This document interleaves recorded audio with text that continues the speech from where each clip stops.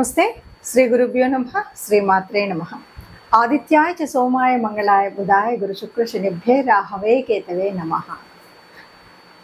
ప్రతి మాసంలో చెప్పుకునేటువంటి మాస ఫలితాలు మరి అక్టోబర్ మాసం 2024 గాను ఈ మాసంలో వచ్చేటువంటి ఫలితాలు ఎలా ఉంటాయి, ఎందుకంటే గ్రహగతులు ఎలా ఉన్నాయి, స్థితులు ఎలా ఉన్నాయి, దృష్టిలు ఎలా ఉన్నాయి, వాటిని బట్టి మనకి దాదాపుగా ఈ గోచార ఫలితాలు ఉంటాయి. కాబట్టి ముందుగా గోచార ఫలితాలు చెప్పుకోవడానికి గ్రహగతులు ఎలా ఉన్నాయో చూద్దాం.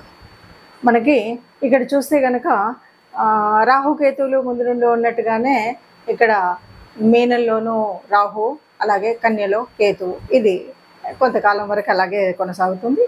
ఇక గురువు వృషభంలో ఉన్నాడు, కానీ ఈ నెలలో జరిగేటువంటి మార్పు ఏంటంటే 10వ తారీఖు వక్రిస్తూ ఉన్నాడు. ఇక కుజుడు మనకి మిథునంలో 19 వరకు మిథునంలో ఉంటాడు. అయితే దాని తర్వాత ఏమవుతుంది అంటే కర్కాటక రాశిలోకి వెళ్తాడు. కానీ కుజుడికి అది నీచ రాశి, అంటే కుజుడు నీచ పొందేటువంటి పరిస్థితి అయితే ఉంది ఇక్కడ ఈ మాసంలో. ఇంకా ఇంతకంటే ఏంటంటే కన్యలో అప్పటికే కేతు ఉన్నప్పటికీ ఇక్కడ రవి ఉంటాడు. రవి 15 రోజుల వరకు ఉండి 16 రోజుల వరకు ఉండి తర్వాత మార్పు చెందడం, అలాగే అంటే 17 నుండి తులలోకి వెళ్తూ ఉంటాడు అనమాట.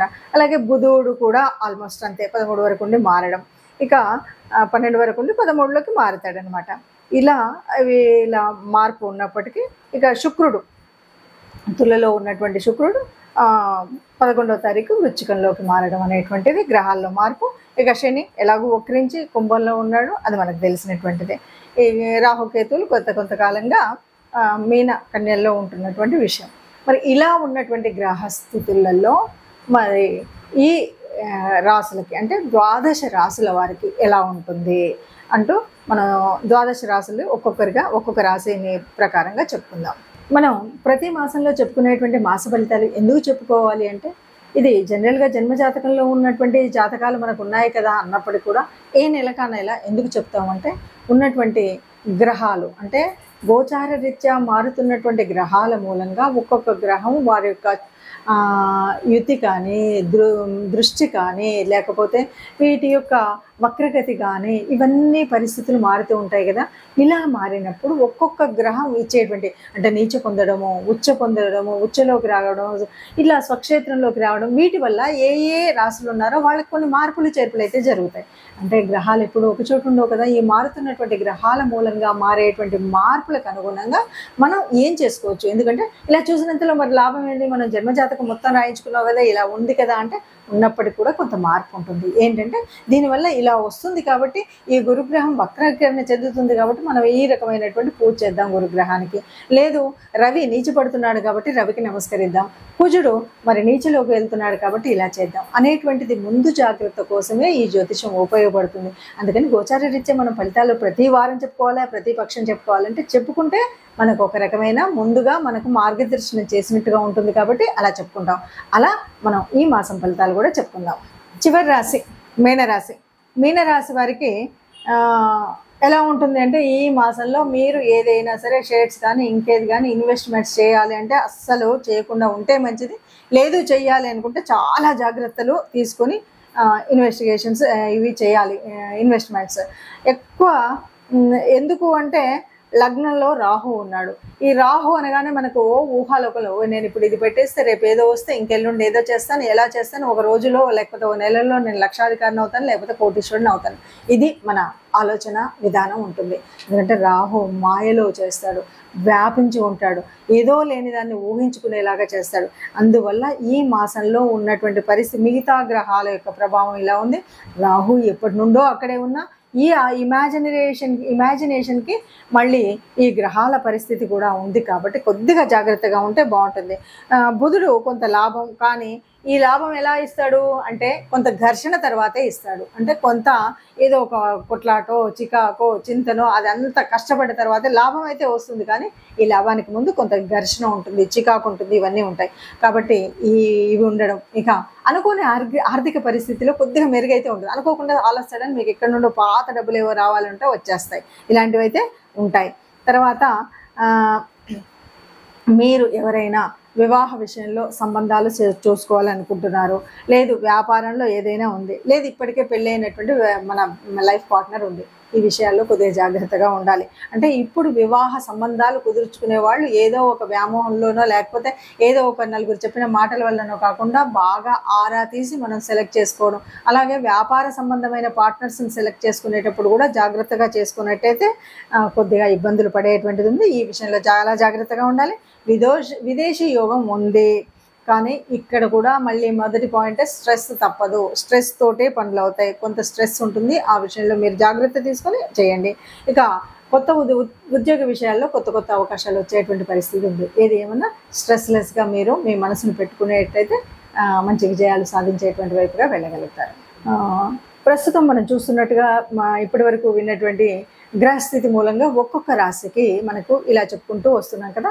మరి ఇలా ఉన్నప్పుడు అంటే మనం అనుకున్నా అనుకోకపోయినా కొన్ని అంటే జాతక రీత్యా మనం మారుతున్నటువంటి అంటే ఒక రకంగా గురువు వక్రించడం కానీ, తర్వాత కుజుడు నీచంలోకి రావడం కానీ, రవి కూడా అదేవిధంగా 15 రోజుల తర్వాత నీచ స్థితి పొందడం కానీ, ఇలా కొన్ని మార్పులు అయితే ఉన్నాయి. ఇంకా శని ఎలాగో ఉన్నట్టుగా ఉన్నాడు కదా, అంటే వక్ర దిశగా ఉన్నాడు. అలాంటి పరిస్థితులలో మరి ఎలా ఉంటుంది అంటే సహజంగా ఉండేటువంటి చిన్న చిన్న మార్పులు కొంతమందికి కొన్ని రాసుల వారికి ఉపయోగం, కొన్ని రాసుల వారికి కొంత మధ్యస్థంగా మిశ్రమ ఫలితాలు ఉంటాయి, కొన్ని రాసుల వారికి కొంత కష్టంగానే ఉంటుంది. మరి ఎవరికైనా సరే అందరికీ కూడా మనం సుఖంగా ఉండాలి అని మనం యోచన చేస్తాం. అసలు జ్యోతిష్యం అంటేనే ఎవరైనా సరే ఏదైనా బాగులేదు అంటే దాన్ని ఎలా మనం మంచి చేసుకోవాలి, ఎలాగ మనం చేసుకోవాలి అంటే ఒక రకంగా గ్రహాల యొక్క అనుకూలత కోసం మనం పూజ చేసుకోవాలి. అలాగే దేవత అనుగ్రహం పొందడం కోసం ఏదైనా దేవత ఆరాధన చేయాలి. ఇది కాకుండా ప్రకృతి నుండి మనం కొంత కాపాడుకోవడానికి ఒక గోమాత భూమాత లాంటివి కానీ సేవకులకు కొంత చేయడం కానీ ఇలాంటివి మనం చేస్తూ ఉన్నప్పుడు మనకున్నటువంటి దోషాల ప్రభావం తగ్గి గ్రహాల యొక్క దృష్టిలో మంచి దృష్టి అయితే పెరిగి చెడు దృష్టి అయితే తగ్గేటువంటి స్థితిని మనం పొందుతాం. అలాంటి స్థితి పొందడం కోసమే మరి మనం ఏం చేయాలి? ఇప్పుడు ఉన్నటువంటి ఈ అక్టోబర్ మాసంలో ఉన్నటువంటి ఈ పరిస్థితికి మనం ఏం చేయాలంటే తప్పనిసరిగా మనం చేయవలసింది, ఎందుకంటే రవి యొక్క స్థితి మారుతుంది, 15 రోజుల తర్వాత నీచంలోకి వస్తున్నాడు. ఇలాంటి స్థితి ఉంటే తప్పనిసరిగా రవి గ్రహం యొక్క అనుగ్రహం పొందడం కోసం తప్పనిసరిగా ఆదిత్య హృదయం చదవడం కానీ, సూర్య నమస్కారాలు చేయడం కానీ ఇది మర్చిపోకుండా మనం చేయవలసినటువంటి పని. ఇది కాకుండా ఇంకా మరి కుజస్థితి కొద్దిగా ఇబ్బందిగా ఉండేటువంటి పరిస్థితి ఉంది. కాబట్టి భూపిత్రుడైనటువంటి కుజుడి నుండి అనుగ్రహం పొందాలి అంటే మనం తప్పనిసరిగా లలితా అమ్మవారి యొక్క ఆరాధన చేయాలి, లేకపోతే లలితా నామ స్తోత్రాలు చేయాలి. అలా చేసినప్పుడు నీచబంధైనటువంటి కుజుడు మూలంగా జరగబోయేటువంటి భూనష్టం కానీ, గృహ సంబంధమైనటువంటి కానీ, ఆస్తులు కానీ ఇలాంటి నష్టాలు జరగకుండా అమ్మ మనల్ని కాపాడుతుంది. కాబట్టి అలాంటి మీ అనుకూలతను బట్టి మీకు వీలైన దాన్ని బట్టి మీరు లలిత చదువుకోగలుగుతారా, సూర్య నమస్కారాలు ఉదయాన్నే చేస్తారా, లేదు ఇంటి ఇలవేల్పును పూజిస్తారా, మన ఇష్టం ఉన్నటువంటిది. కాకపోతే తప్పనిసరిగా నవగ్రహ మండపానికి మాత్రం ఈ నెలలో ఒకసారి కానీ 2 సార్లు కానీ వెళ్ళడము, నవగ్రహ ఆరాధన చేయడం, ముఖ్యంగా వీలైతే కుజుడు రవి కుజుల యొక్క ఆరాధన చేయడం అనేటువంటిది మర్చిపోకుండా చేయాలి. ఇది కనుక మనం చేసినట్టయితే మీరు అనుకున్న విధంగా ఏదైతే మీరు ప్రణాళిక వేసుకొని వృద్ధిలోకి రావాలనుకుని మనం చేసేటువంటి వృత్తి వ్యాపార ఉద్యోగాల్లో ఉన్నాయి వాటిలో అనేక రకాలైనటువంటి మంచి జరుగుతుంది, లేదా చెడును ఆపే స్థితి ఉంటుంది. కాబట్టి ఈ విధంగా ముందుకు వెళ్ళడం, అన్నింటికీ మించి మనం ఏ దోషం ఉన్నా ఇంకేది తెలియదో నాకు ఒక ప్రత్యేకమైన దేవత ఆరాధన అని కాకుండా కనీసం గోశాలకు వెళ్ళడం, ఆ గోశాలలో గోవులకు గ్రాసం ఇవ్వడం, గోసేవ చేయడం కానీ ఇంకేదైనా చేసినట్టయితే గోమాతకి గ్రాసం ఇచ్చినప్పుడైతే సర్వదోషాలు పోతాయి అన్నది మనం చెప్పేటువంటి విషయం. కాబట్టి ఈ రకంగా మనకున్న ఏ దోషమైనా సరే సరిదిద్దుకోవడం కోసం ఈ మాసంలో మీకున్నటువంటి పరిస్థితిని అనుకూలంగా మార్చుకోవడం కోసం నవగ్రహ మండపానికి వెళ్ళండి, గోశాలకి వెళ్ళండి. మీకున్నటువంటి దోషాలన్నీ పోయి అందరూ సుఖంగా ఉంటారు. ఆ సుఖంగా ఉండేటువంటి అందరిలో మనం కూడా ఉండాలని ఆశపడుతూ సర్వే జనా సుఖినో భవంతు.